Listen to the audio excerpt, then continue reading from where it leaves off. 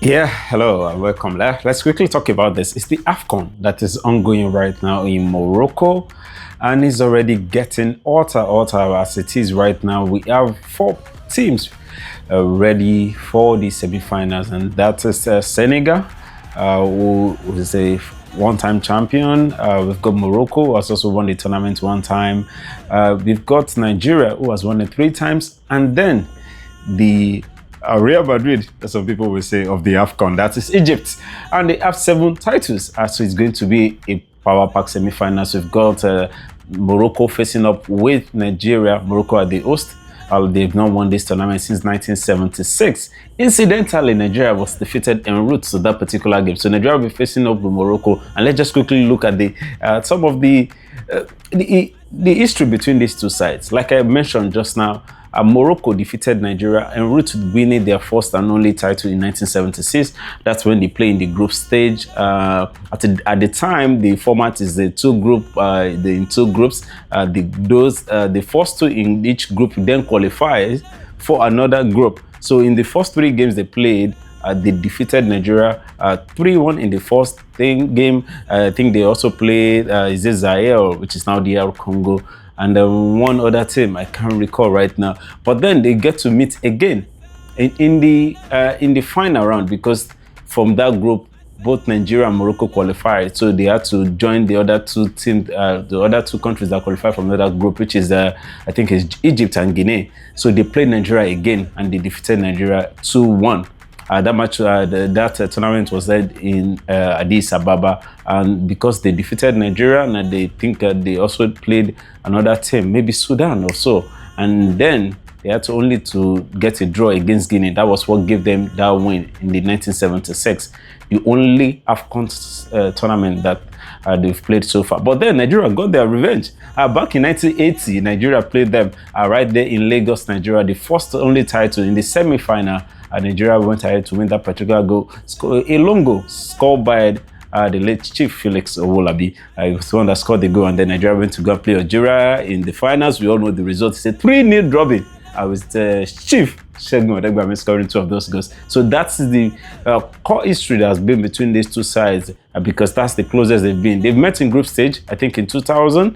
I think in Ghana 2000, that's Nigeria Ghana in 2000, and I think in Tunisia 2004 as well. Nigeria get to meet Morocco, but those are group stage games. So, but then the way in proper way they've met before was that particular one, like I mentioned, in 1976, en route to Morocco winning their first title, and in 1980 when Nigeria also met them in the semi-finals. Nigeria won in 1980, they won in 1976. So the first titles that both sides won, we met on the way. So it's going to be a very tough match, because these two sides have been one of the two most impressive sides in this tournament so far in Morocco. Nigeria is the highest scoring side. Morocco is the team with the best defense. They've only considered 1 goal so far in the tournament, and that is even a penalty kick. So they've not considered a goal in open play, unlike Nigeria was considered 4 goals. But those 4 goals, I think, came in the first 2 games of the tournament, and so it's a side that is beaming with goals. We saw how they won their semi-finals against Algeria,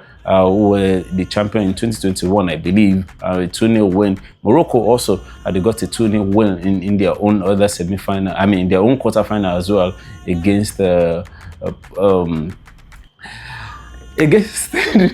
how did Morocco play yesterday again? So it was okay, I'll get that. So the side is the fact that Morocco will be going on to play Nigeria right now in the semi-finals, and it's going to be a very tough one. Brahim Diaz, who is the top scorer in the tournament, is there, and then on the other side you've got all of the supporting cast. Ayub El Kabi, Ashraf Hakimi, who didn't play the first 2 games of the tournament, is back, and then is captaining the side, leading them. Though they've lost Roman Saiz to injury, who is the original captain, but then in Ashraf Hakimi, they've got an inspirational player, and also all the supporting cast. Abdul Zazuli, we've got Elias Akomach, who hasn't even played many games, and then Sophia Amrabat, who was injured, earlier after the second game or so. He's back. He came in that quarterfinal game. So it's a side that is beaming with confidence, and then they are the host. So all the support is coming through to them. Yes, it was Cameroon they defeated. I remember Cameroon 2019 champion.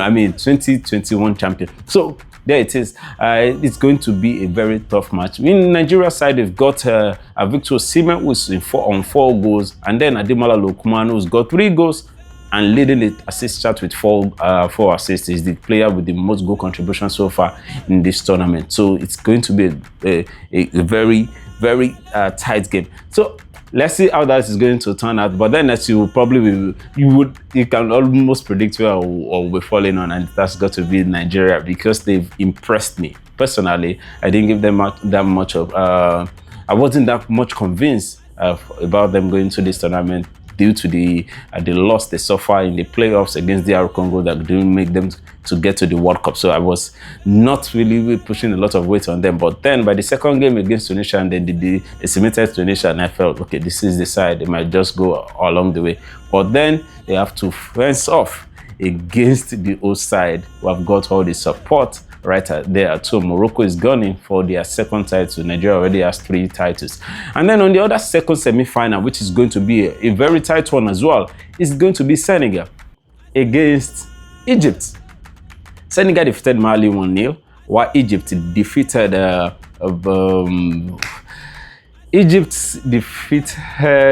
Cote d'Ivoire, the oldest. Yes, the Cote d'Ivoire, the oldest. They defeated them 3-2 in the others, their own quarterfinal. But then there's history between those two sides. The only title of Senegal till date was courtesy of a win over Egypt via penalty shootout in AFCON 2021, which was played in 2022, by the way.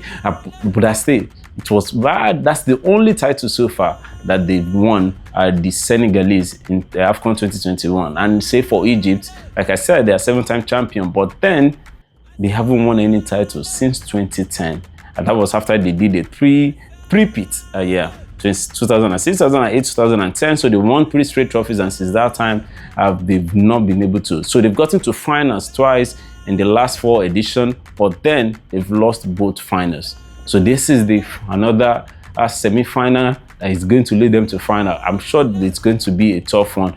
So we're seeing the old rivalry of Sadio Mane and Mo Salah facing off again. But then they've got a lot of supporting cast in Egypt. They've got Omar Mamouche, they've got Emma Ashore, they've got Mahmoud Trezeguet, they've got Zizou, they've got Al Fatou from the defense line, and then El Shanawi, who has been rolling back the years and giving us the vibe of the old Assam Eladri of Egypt. I'm sure all of you can still remember. He was one of those guys that were part of that generation that won 3-peats.